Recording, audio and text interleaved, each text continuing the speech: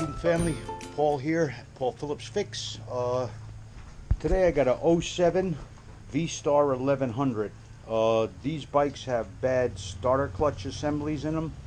I heard it's very common for them to fail, and Yamaha did not want to do a recall.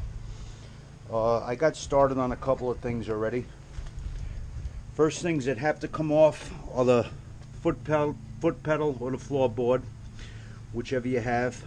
Those are 14mm bolts, 14mm bolts on the kickstand, and the kickstand safety switch here, that's Phillips head screws. I'm going to take that off and cut that zip tie in the back.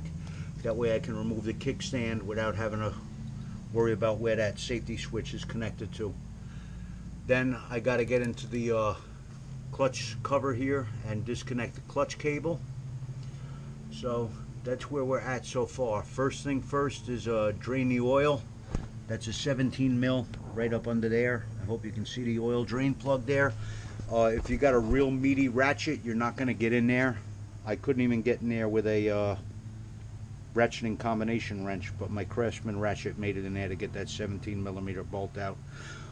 Take a large flathead screwdriver, make sure these loosen up. When you reinstall these, lubricate the O-rings on there so they don't get damaged. Alright, that's where we're going so far. Be back.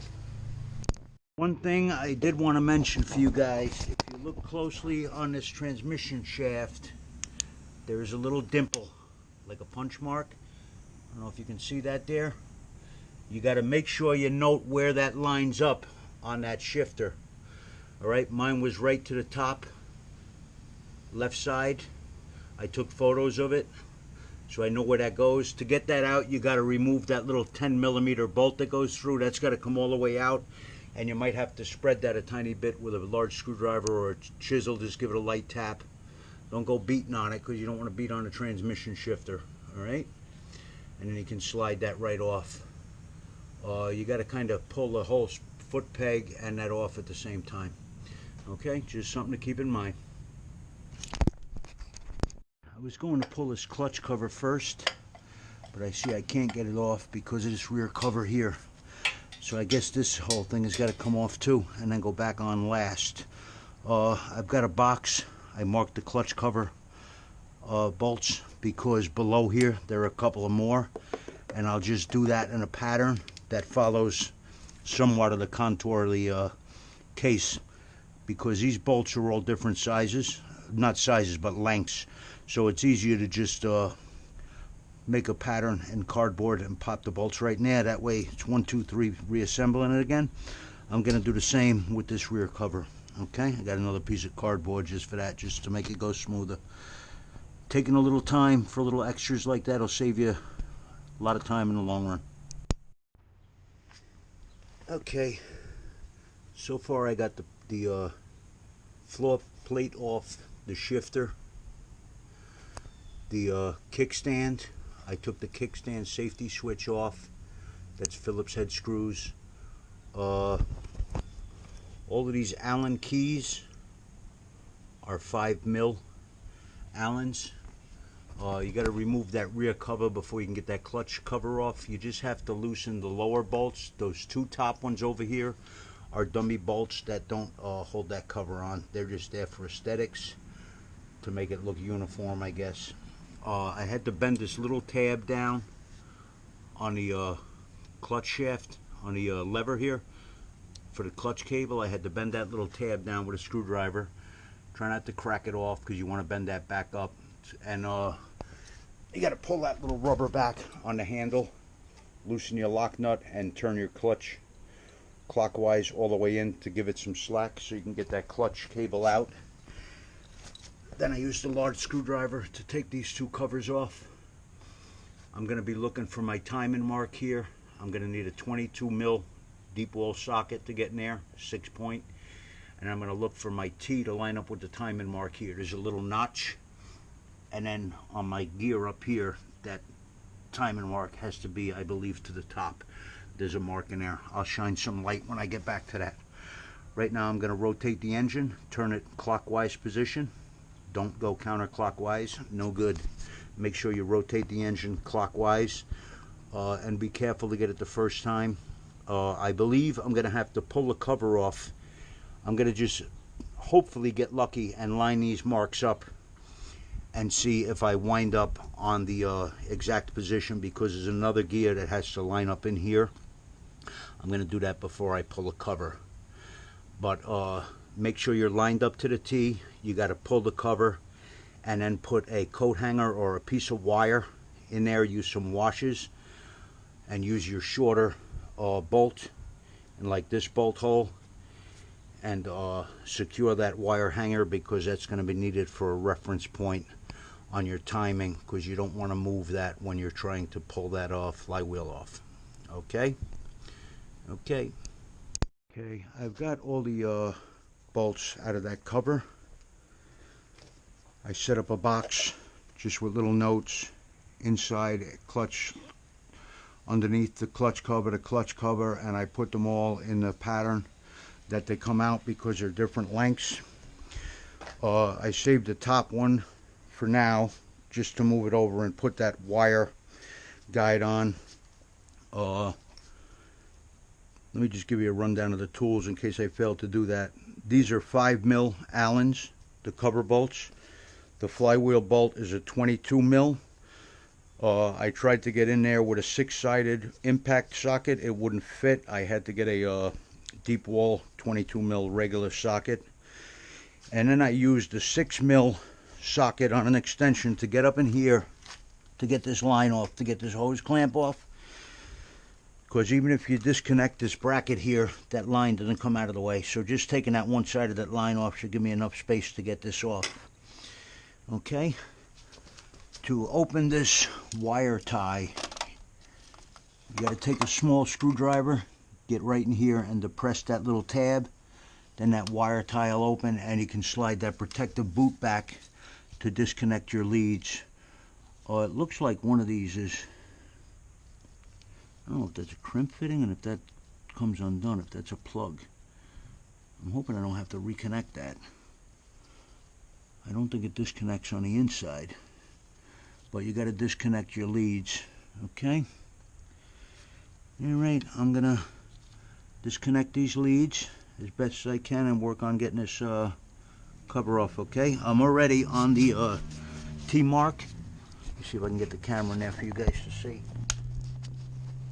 See the T? T mark to the little notch on the top of the top access hole, and then I have my timing mark on the top cam gear. Now I've got to open it up and make sure my lower cam gear is aligned as well. That's got to be by the square to the hole where I think you can put a punch in to hold that gear. We'll see as we get in there, okay? Okay, I disconnected all the leads. This small one pulls right apart. That was the one I was worrying about if that was crimped on, but that is a plug that disassembles.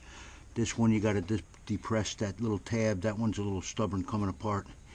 Got to depress the tab on the other one. Same with this. All right. Then you got to cut this little wire tie here. Be careful not to lose anything. There may be a shim. Here's a shim.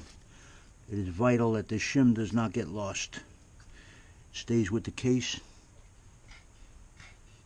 The shim goes right on here. Okay, do not lose that shim. That shim will also fit on this shaft, but it does not go there. People have made that mistake. I saw that on a video that somebody did. When I pulled it off, my idler pulley shaft came right off. I'm going to try to throw that back in. And look at that. I got lucky as hell. It looks like I lined up my lower gear at the first shot. I said a prayer before doing this. It looks like they were heard, huh? That's beautiful. Now I got to make my guide up. I'm going to take a piece of coat hanger, put it right to the T there so I don't lose this timing mark. And then we're going to back that nut out and see if we can get that flywheel off, okay? Okay. Okay, I was finding conflicting information with lining these timing marks up. I do believe I have it now. One guy said there was a 6mm hole here. It's actually a 5mm. If you look, that's going past that gear right into the case with a 5 mil. All right, that lines up with that. I'm on the T mark. I'm on the T with my marker, and my top cam gear is lined up on that mark. I hope I'm aiming the camera right here. Let me get in here this way. See that mark right there? Little dimple. It's with that notch on the top of the valve housing, the head. And then we're on the T right here. All right, now I'm going to hook up my puller. I'm going to back that nut up about a quarter of the way off so my flywheel doesn't go flying. Okay, we will be back. Okay, I got a socket on the end of my wheel puller, my hub puller, because I don't want to split that crank. I heard somebody mention there's a risk of splitting that crank. So I've got the point tip on the puller, but it's resting in the center of the socket that's on backwards. Then the bolts I'm using to pull this are M8 125 by 90 millimeter. That's M8 with a 1.25 thread by 90 millimeter long. Make sure you don't dog those down in all the way, because you could crack the magnets in the back. It's another thing I was told to give a heads up about. All right, I'm going to get my third bolt in, try getting this centered up and give it a pull. I'm leaving my nut on so the flywheel doesn't go flying. I backed it out where I'm about level with the end of the crank. Okay. Okay, I got my wheel puller hooked up. I get that socket down on the bottom to spread the stress across the whole top of the crank instead of from the center for fear of cracking it, because I've heard this is real hard to get these off sometimes. And I'm using a strap wrench to counter the twisting force, so when I tighten down on the wheel puller, I used that in the other direction to counter the force, so when I was loosening the flywheel nut, so I didn't move anything. All right, I would film this, but I want to pay attention to what I'm doing. I'll film it as I'm done with each procedure and explain it. Okay, I had my wheel puller hooked up, centered my socket up, loaded it up a little bit with an impact, a little bit at a time, gradual, and then I gave it 2 taps with a hammer and she popped off. Now when you're lifting this out, you got to pull that back gear out with it. I laid a drop cloth out in case I lose any of those springs that are on the back of the flywheel. I figured it's better to work slow and methodical instead of losing things. Usually pays off investing time and preparation instead of jumping into things like a maniac. And then the job goes south and you're all screwed up and you lose your timing marks and whatnot, and wind up in a world of shit. This was good for holding that flywheel. Larger Husky strap wrench. I didn't have that specialty tool, but that seemed to do the trick. And now I'm going to start taking it apart. When you're pulling this off, be careful to pull that whole gear assembly out. Try to pull that rear gear out with it, because you see where you have these little springs and shots? They go behind that gear in there. I had to take this cover off because one of my little shots fell in there. Good thing nothing went back in the motor there. You could wind up losing a spring or one of those little rollers or shots, whatever they are, in the back. So take your time with that. Pull that gear out together. That's your best bet.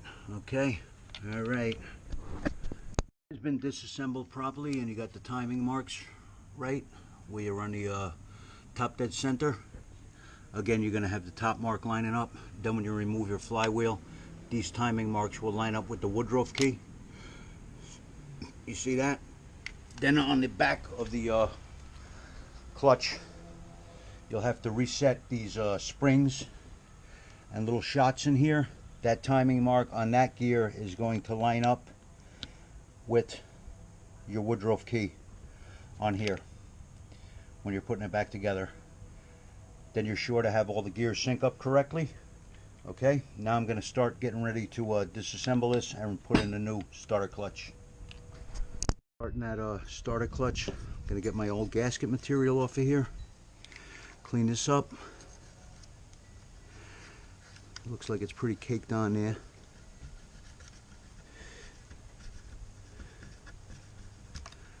Gonna have to get a razor blade to get that off.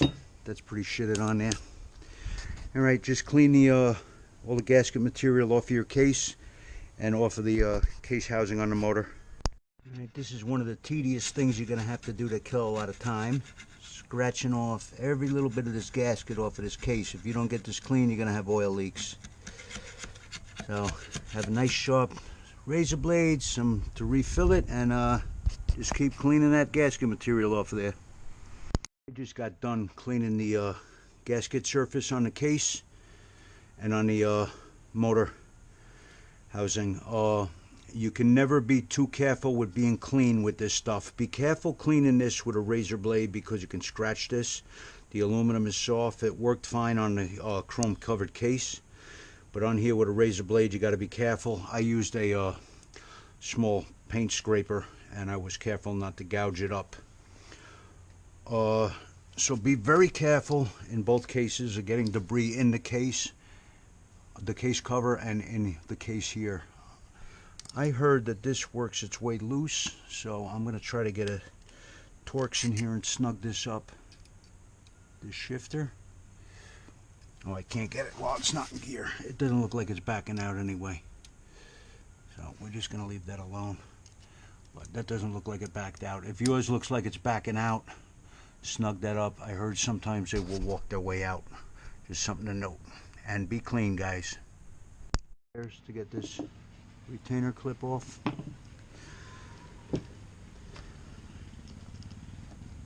Pry this gear up.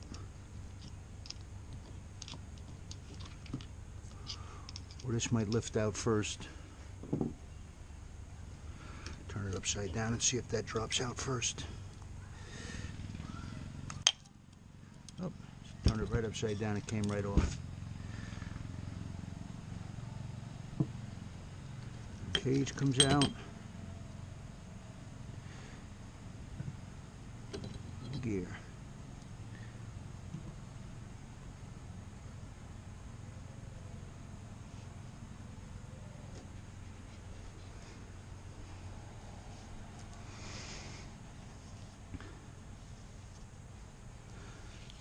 I don't know why this clutch is failing.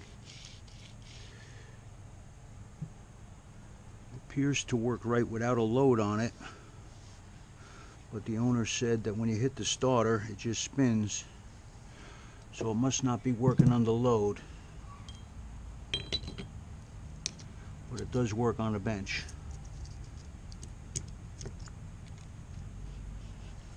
Yeah, it's locking on the bench, but he said it's spinning, so it must spin under load.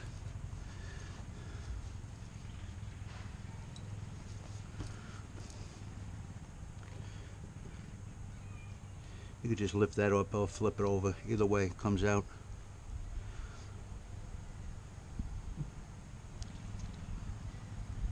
I believe I got a new cage to go with this. And clips, yes I do. Okay.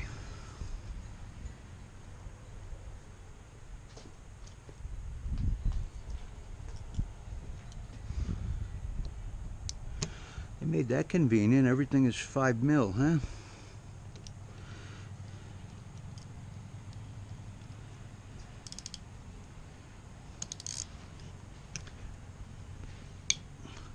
I'm going to need your help, Wendy. Okay. I need you to hold this for me.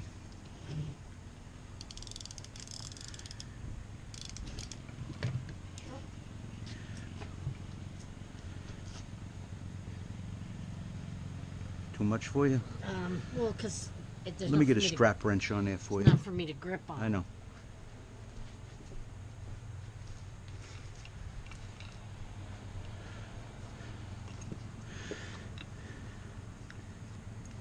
This will do it for you. Just hold this.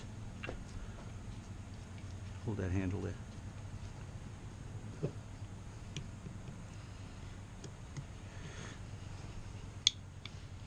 Better, right? Yes, much better.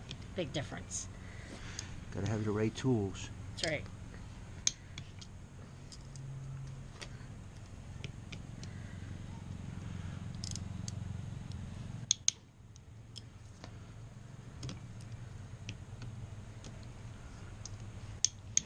See, I'm going to need your help torquing these up too when I reassemble this.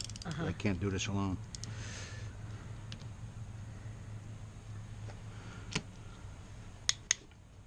I need to move this back so I don't go flying in.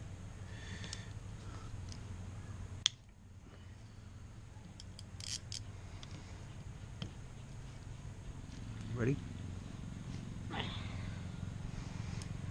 I'm trying to keep my face away from that. Sure, I'm not going to hit you. Let me move this back over on the table. There we go.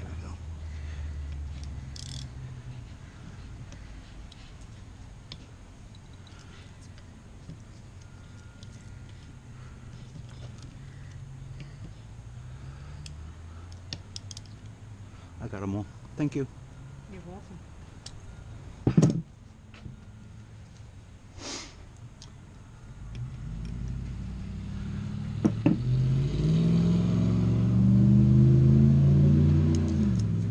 Just want to verify my rotation. Right now it's not spinning. Clockwise it's free. Counterclockwise it locks, I believe.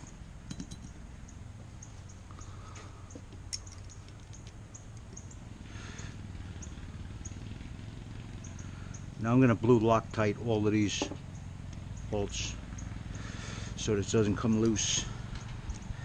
Even though I'm going to torque them to spec, I figure blue Loctite them just for security reason. That way nothing vibrates its way out.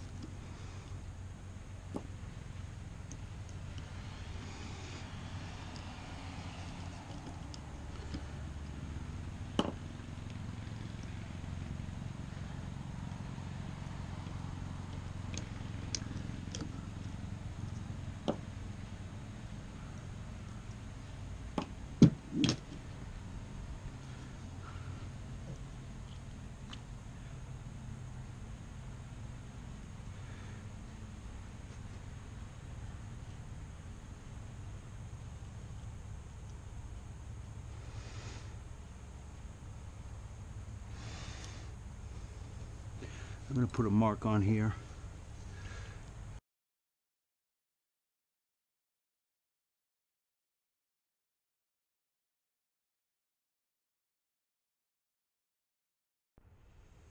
Okay, we're reassembling this clutch. I didn't like the way that other blue Loctite looks, so I'm going to give it a dab of this one. Looks better. I blue Loctited all the bolts.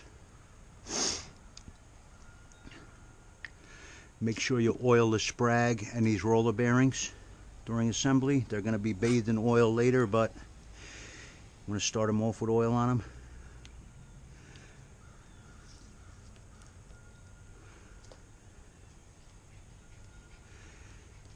And this is going to go to 104 inch-pounds. I forget the Newton meters, but I converted it over. It's 104 inch-pounds. You're going to need somebody to give you a hand holding that flywheel when you're tightening this down. I'm going to get you comfortable again with this.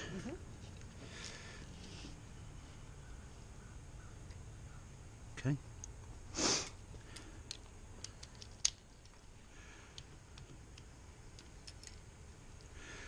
Just going to snug them all a little bit.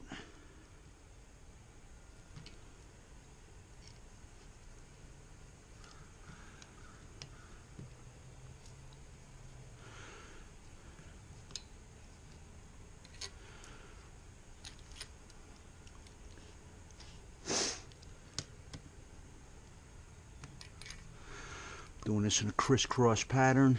I don't know if it's necessary, but it can't hurt.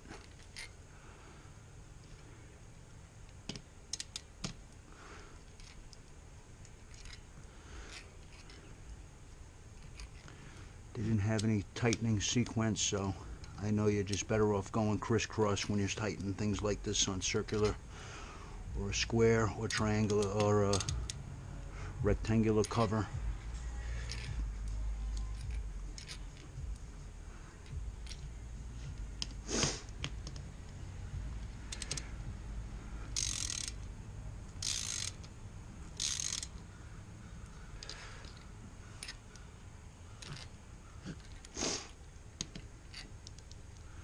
I'd be lost without you, Wendy.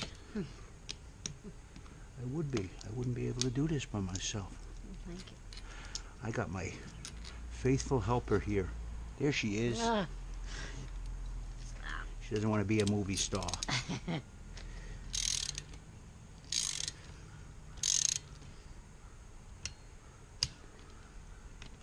don't have, that's it. That's not so dramatic, right? Mm-hmm.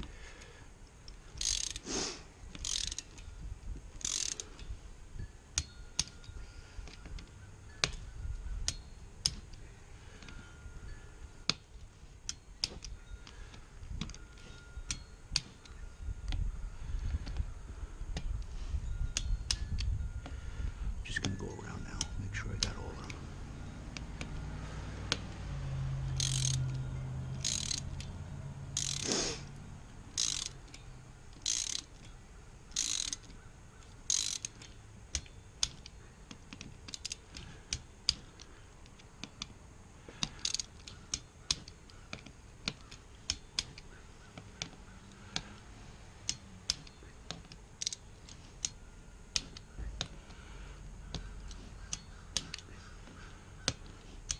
That's that.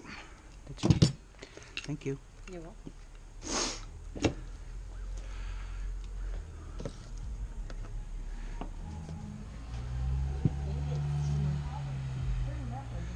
Oil this cage up.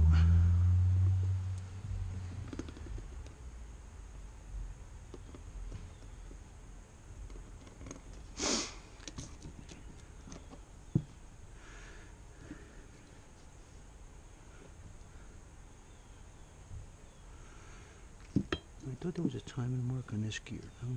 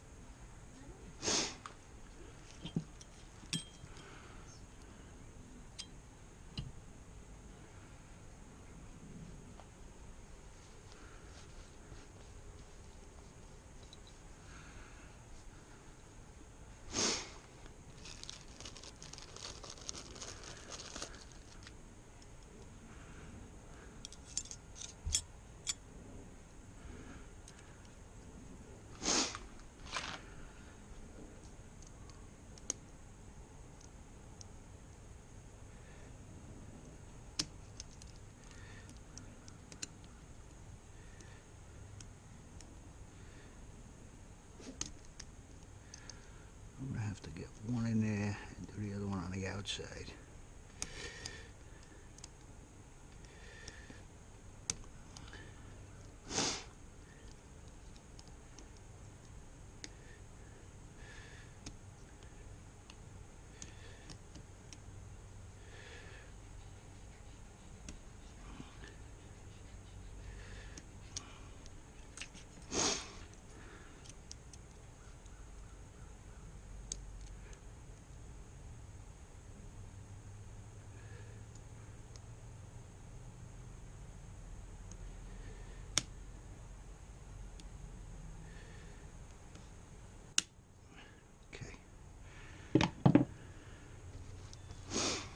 Okay, that's on there.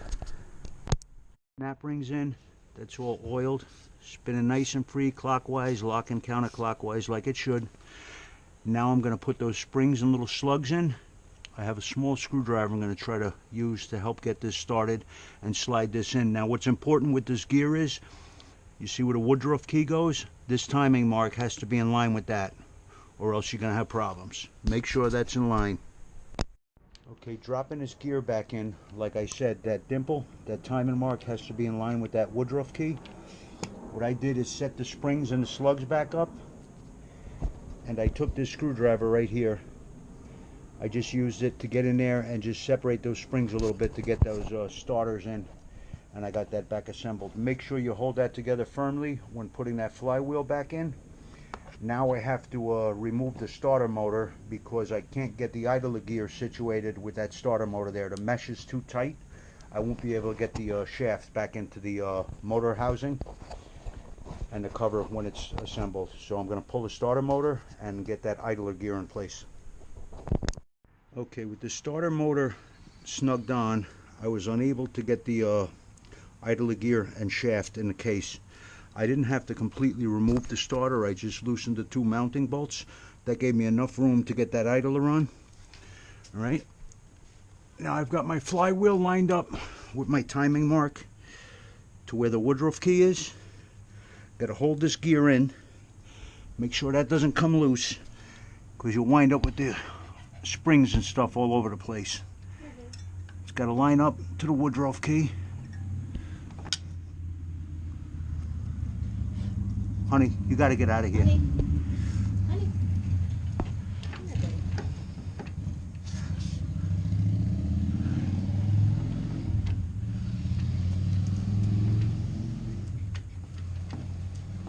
I don't know if this fell out. Yes, I just put that there. All right. I got to make sure I'm on the right tooth here. I don't know if it's the idler gear throwing me out. I'm going to not concentrate on filming it because I got to pay attention here. I'm on one side of the mark. I got to make sure which side it's on. I got to check my reference photos. But I think you guys get the idea for reassembly. Okay, I got the flywheel back on. You got to hold that back gear in so you don't lose those springs. Line up your T-mark, slide it on. If you look in the back, you're going to only like half mesh up with those gears. When you start tightening this down, it gives a frightening pop. It is not a pleasant sound. It actually terrified me. I thought something went wrong, but I heard that this thing lets out quite a pop. I rotated it a few times, checked. You see the timing mark? They all seem to be in the correct place. And this should be a successful job. Now I got to tighten the starter brackets back up, rewire this, zip tie them, put all the connections back, and get that cover on. Make sure you clean up that cover case area thoroughly and don't get any of that debris again in the engine. Again, I stress cleanliness, very important. You don't want any debris in this engine. Microscopic abrasives can cause a lot of damage very quickly. Okay, that's it. I haven't found torque specs on the cover case. I'm gonna look further and see if I can find them anywhere. From what I'm seeing, it's just snugging them up, but I'd like to get a torque spec, and I think I'm going to blue Loctite those lightly just to keep them from vibrating loose. Alright guys, that's it, and good luck, take your time, and it's a little bit of a challenge, but with patience and paying attention, you can do it, guys. Have a good one, take care, bye bye. Please like and subscribe, trying to make my channel grow, guys. Bye bye. Final note, in case I didn't mention it, this is 127 foot-pounds, the 22 mil. You're going to have to fashion some kind of holder to hold the flywheel, clean the oil off. I use a strap wrench. And I did find the cover torque specs. Hold on, they are 89 inch-pounds or 10 Newton meters, all right? And these three clutch bolts right here, on the inside of the clutch where the lever is, those have to be sealed with silicone sealant. Okay, that's it for wrapping it up. If you took it apart, you know how to put it back together if you're paying attention. Have a good day, guys. Bye bye. Hopefully this is useful information to you.